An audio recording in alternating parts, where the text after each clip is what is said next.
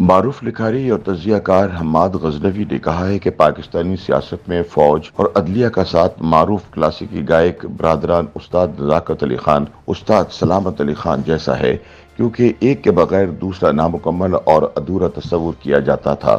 وہ کہتے ہیں کہ پاکستانی سیاست میں فوج اور عدلیہ کا ساتھ بھی بالکل ویسے ہی تھا اور دونوں ایک جوڑی کی طرح مل کر چلتے تھے۔ مثال کے طور پر آرمی چیف مارشل لا لگاتا تھا تو چیف جسٹس اسے جائز قرار دے دیتا تھا۔ پھر کسی منتخب وزیر اعظم کو نکالنا ہوتا تھا تو بھی دونوں بھائی مل کر سازش کرتے، فوج کیس تیار کرتی اور عدلیہ اس کی بنیاد پر وزیر اعظم کو نااہل قرار دے دیتی۔ نااہلی کے خلاف اپیل دائر کی جاتی تو صرف کیس ڈسمس ہو جاتا بلکہ وزیر اعظم کو جیل میں ڈال دیا جاتا۔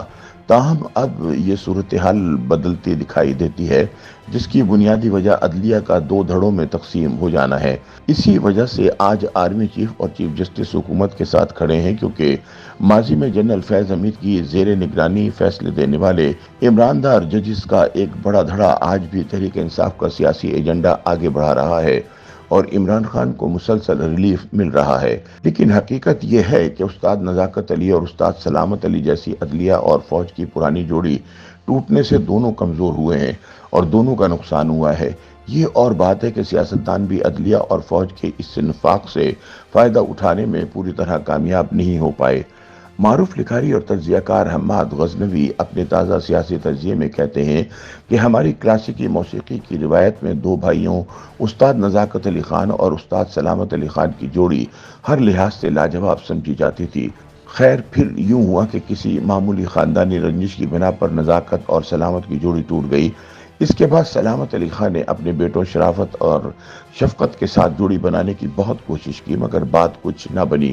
ایک مرتبہ نزاکت علی خان بارے کسی نے سوال کیا تو سلامت خان کہنے لگے کہ وہ میرا گول کیپر تھا، اس کی موجودگی میں بے خوف ہو کر کھیلتا تھا، وہ رات کی حفاظت کرتا تھا، وہ بنیاد کی نگہبانی کا فریضہ انجام دیتا تھا، میں میدان کا چکر لگا کر لوٹتا تو میرا گول کیپر مستعد کھڑا ہوتا تھا۔ لہٰذا یہ سچ ہے کہ نزاکت علی خان کے بغیر سلامت علی خان جیسا مکمل گویہ بھی ادھورا رہ گیا۔ حماد غزنوی کہتے ہیں کہ ریاست پاکستان میں بھی کچھ ایسا ہی واقعہ رونما ہوا ہے۔ نزاکت اور سلامت کی جوڑی ٹوٹ گئی، سلامت کا گول کیپر اپنی جگہ سے ہٹ گیا، سلامت نئی جوڑی بنانے کی بھرپور کوشش کر رہے ہیں مگر بات کچھ بن نہیں پا رہی۔ نتیجہ یہ ہے کہ استاد سلامت جیسا مکمل گویہ ادھورا ادھورا دکھائی دیتا ہے۔ وہ بتاتے ہیں کہ 1958 میں جب پہلا راگ پیش کیا گیا تب گول کیپر کے فرائض جسٹس منیر انجام دے رہے تھے اور اونچے سروں میں گنگنا رہے تھے۔ 1977 میں جب ضیاء الحق نے اپنا راگ الاپنے کا آغاز کیا تو ان کے گول کیپر جسٹس انوار الحق تھے۔ 1999 میں جب مشرف نے کمانڈو راگ الاپا تو ان کے گول کیپر جسٹس ارشاد حسن تھے۔ باجوہ اور فیض صاحبان کو بھی ثاقب نثار، آصف سعید کھوسہ اور عطا بندیال جیسے مستعد میراثی گول کیپر میسر تھے۔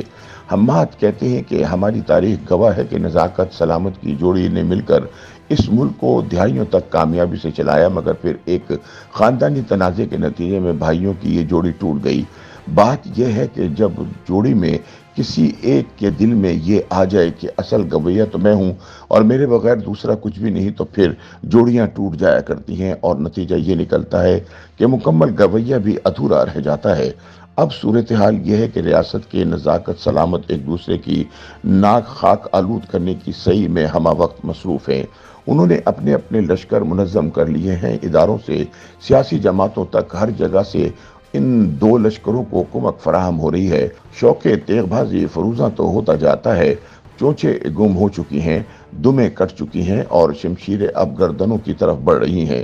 آئینی ترامیم کے معاملے کو اسی پس منظر میں دیکھنا ہوگا۔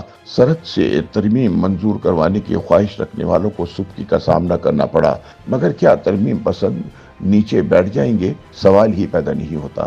ایک جھڑپ میں پسپائی سے جنگ کا فیصلہ نہیں ہوا کرتا، اور جو اصحاب فریقین کی نفسیات سے واقف ہیں وہ اچھی طرح جانتے ہیں کہ یہ پلٹ کر جھپٹیں گے اور اس وقت تک جھپٹتے رہیں گے جب تک دشمن کو زیر نہیں کر لیتے یا خود پامال نہیں ہو جاتے۔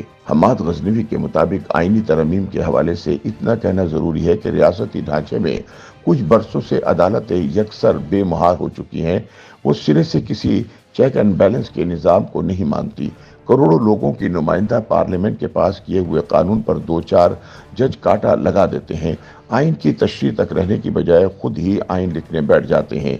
हत्ता के मुंतखब वजीर आजम को कान से पकड़कर हुकूमत से निकाल देते हैं। तरमीम की जुजियात पर इख्तिलाफ हो सकता है, मगर अदलिया के इन इमराज का इलाज जरूरी है। अक्सर दोस्त तरमीम की टाइमिंग, मुसव्वदे को खुफिया रखने और हुकूमती उजलत के हवाले से सवाल उठा रहे हैं। हालत अमन में ये एतराज़ात माकूल गिने जाएंगे, मगर मैदान जंग में सवाल सादा लोही के बाब में रकम करना पड़ता है। जंग में जब तीर चलता है और आपके सीने की तरफ बढ़ रहा होता है तो फौरन ढाल सामने की जाती है। इसी को परफेक्ट टाइमिंग कहते हैं। वो बताते हैं कि 2 महीनों से ऊपर हो गए और मखसूस नशस्तों पर 8 जजों का तफसीली फैसला आज तक गायब है। सवाल यह है कि किसने तय की ये टाइमिंग। इसी फैसले की एक वजाहत पिछले हफ्ते मुजव्वजा तरमीम से एक दिन पहले जारी की गई। किसने तय की ये टाइमिंग और इस वजाहती फैसले को इस कदर खुफिया रखा गया कि इससे पहले ना काज लिस्ट में शामिल किया गया, ना फरीकैन को बुलाकर सुनाया गया। तमाम कवानीन तोड़कर इंतहाई उजलत में वारदात क्यों डाली गई? किसने तय की ये टाइमिंग? हम्माद कहते हैं कि याद रहे कि जब नज़ाकत सलामत की जोड़ी टूट गई थी तो इसके कुछ माह बाद ही उस्ताद नज़ाकत अली खान वफात पा गए और उस्ताद सलामत अली खान को लकवा हो गया और वो दोबारा कभी पहले की तरह ना गा सके। YouTube पर गूगली न्यूज देखने के लिए youtube.com की सर्च बार में गूगली न्यूज टीवी टाइप करें। गूगली न्यूज के पेज पर सुर्ख रंग के सब्सक्रिप्शन वाले बटन पर क्लिक करना ना भूलिए। YouTube पेज पर अपलोड होने वाली वीडियोस से बाखबर रहने के लिए बेल आइकन पर क्लिक कीजिए। आपको हर नई वीडियो के बारे में नोटिफिकेशन मौसूल हो जाएगा।